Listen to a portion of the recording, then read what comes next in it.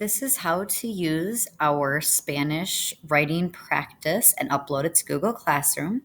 So first, you're going to find the assignment. You need to make sure you hit View Assignment, so you're looking at a page like this.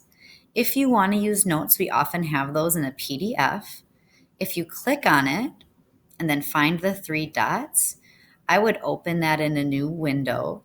That way you can toggle back and forth between the tabs and see it.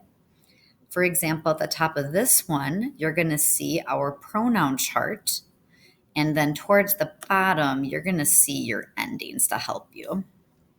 Then you are going to click on whatever link we have. So I'm going to go back to that, click on the link. And then here's where the practice is. Now, an important thing here, if you don't want the tricky ones like Jose, Jose y yo, Jose y tú, all you need to do is click on settings. And then here where it says replace pronouns, just unclick that and hit save settings. And now none of those are on there. Click start graded practice and then go ahead and do it. Okay, comprender, chop off the last two letters.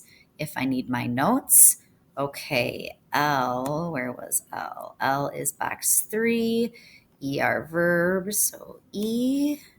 All right, comprende. Am I right? Yeah. If I'm wrong, like, ooh, is that right? No. It tells me the correct answer to retype, so I have to back it up and type it.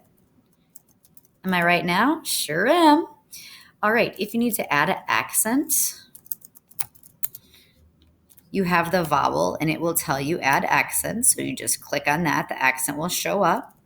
And if you're stuck, fun thing here, if you hit show hints, it will also help you find the answer using that way. So if you want to use that instead of notes, you also have that choice.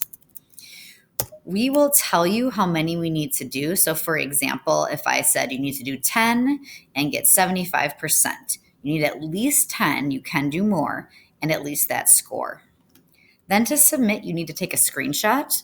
Reminder that for that, you hold Control and then switch window. So I'm going to go ahead and do Control, switch window. It's now taken. I can cross that out. Back in Google Classroom, I hit Add or Create, and then I'm going to choose File. Then select File from your device.